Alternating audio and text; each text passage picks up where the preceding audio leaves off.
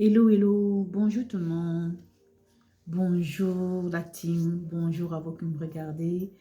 J'espère que vous allez bien. À mon tour de passer par cette vidéo pour vous souhaiter une belle et heureuse année 2024.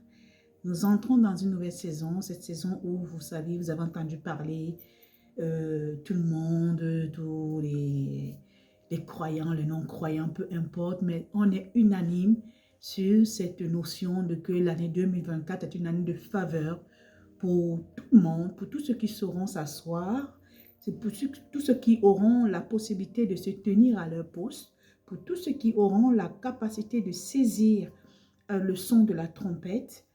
Voilà, soyons de ceux qui vont saisir les moments, les opportunités, moi-même la première. Parfois, nous sommes sur des habitudes que nous avons et parfois, tellement nous sommes dans cette routine, ces accoutumances, ça nous empêche de voir des choses autrement. Or, 2024 vient avec toutes ses faveurs et ses bénédictions, à nous de les saisir, à nous de les prendre, à nous de savoir que c'est le moment.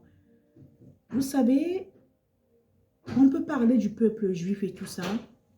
Le peuple juif, c'est un peuple qui a eu une alliance avec Dieu. Ne me demandez pas pourquoi Dieu a fait ça. Je sais qu'il y a beaucoup de personnes qui vont rapporter, comment dirais-je, beaucoup de récits par rapport à ça. Mais ce n'est pas ça qui m'importe aujourd'hui. Aujourd'hui, je vais simplement venir apporter une autre notion par rapport à ce peuple-là. Béni soit le nom du Seigneur, ils ont une alliance particulière. Mais nous aussi, nous avons eu cette alliance à travers le salut en Jésus-Christ. Dieu disait dans sa parole que ce n'est pas à cause des œuvres d'Abraham, c'est parce qu'Abraham a fait des œuvres selon la parole de Dieu qu'il a été béni ou que Dieu l'a choisi. Non, Dieu a choisi Abraham parce qu'Abraham avait confiance en lui. Ce n'est pas par rapport à la parole de Dieu que Abraham a reçu cette alliance avec Dieu, mais c'est parce qu'Abraham savait qu'il pouvait compter sur Dieu, quelle que soit sa situation, il avait les regards sur Dieu.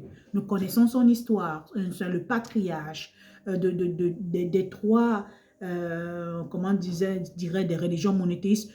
On connaît cette histoire-là.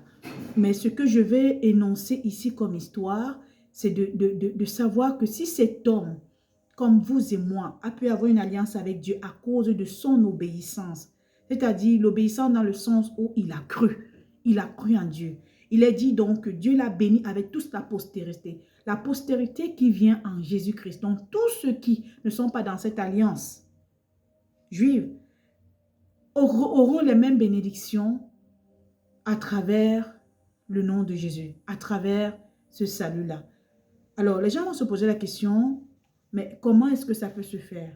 Comment est-ce que nous aussi nous pouvons vivre ça? C'est pour ça que plusieurs ne pourront pas vivre cette bénédiction parce que non seulement ils ne croient pas, et ils se disent qu'il faut vraiment leur effort. Alors que Dieu dit simplement, tous les fils d'Abraham, dont nous avec, à travers l'alliance de Jésus-Christ, nous sommes appelés fils parce que nous avons cru à Dieu à travers le Christ. Donc, si tu veux voir ces bénédictions, comme on déclare que les bénédictions d'Abraham depuis les dieux célestes, ces bénédictions sont aussi pour tous ceux qui ont cru.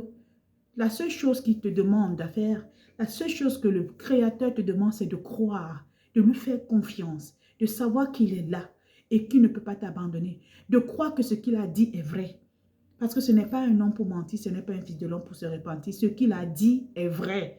À partir du moment où tu prends cette parole-là, toutes les déclarations de ses promesses sont vraies, sont oui et amen, que tu le saisisses aussi dans ton cœur. Mais cela ne suffit pas simplement de saisir.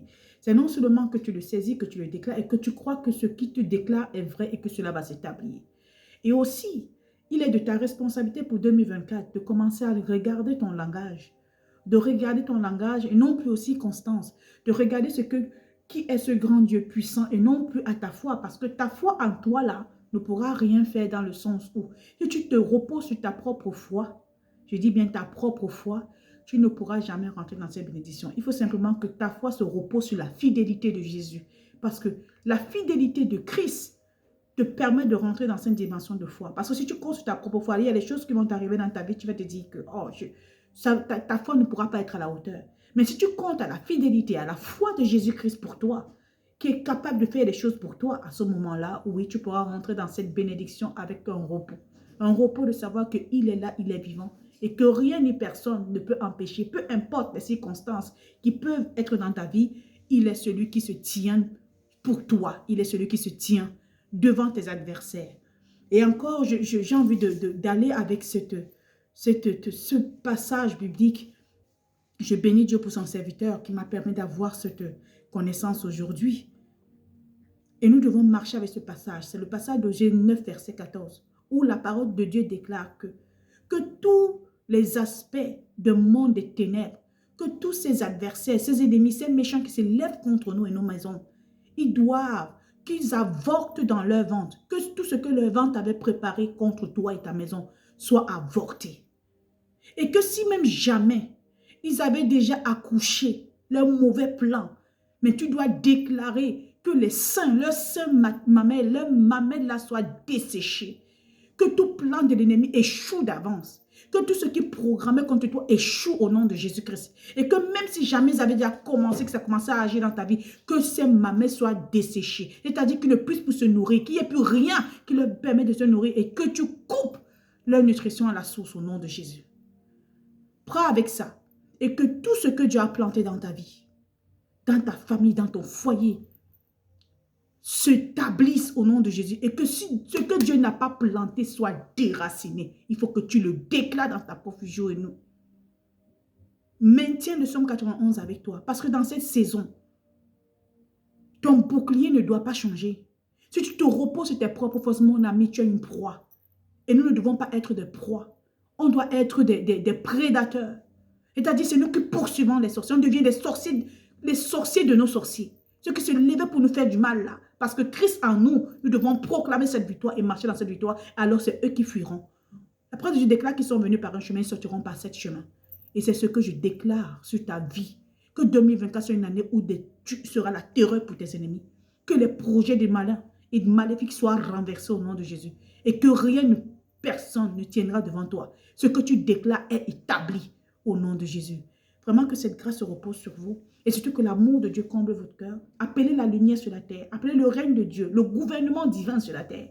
Parce qu'il y a notre gouvernement qui est en train de régner. Mais le gouvernement divin est celui qui éloignera les ténèbres et apportera la lumière.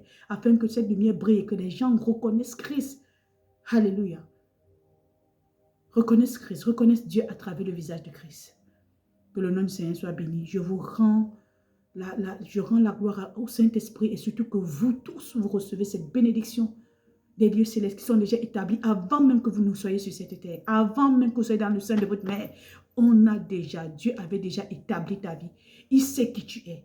Cherche-le, rapproche-toi de lui. Tu ne peux pas dire que tu vas vivre dessus, tu ne te rapproches pas. De la même manière, de façon naturelle, que pour pouvoir avoir une personne qui te fait confiance, qui se livre à toi, ou ton conjoint, ou ta femme, je ne sais pas, parce que tu t'es rapproché de lui. Si tu ne te rapproches pas de lui, comment il va te permettre? Il y a des personnes qui se séparent parce qu'il y a des choses qui ne sont plus ensemble. Ils s'éloignent parce qu'il y a cette intimité qui commence à se briser. Alors je prie pour toi en 2024 que vraiment l'unité, l'intimité avec le Saint-Esprit soit ton partage et que sa grâce-là se repose sur toi. Qu'il fasse de toi une maison de prière, qu'il fasse de toi une maison de prière pour toi et toute ta famille. Ne relâche rien, n'abandonne pas, Dieu est avec toi. N'abandonne pas, que les circonstances de ta vie ne soient pas un mot d'abandon. Bien au contraire, ils te combattront mais ils ne te feront pas, ils ne vaincront pas.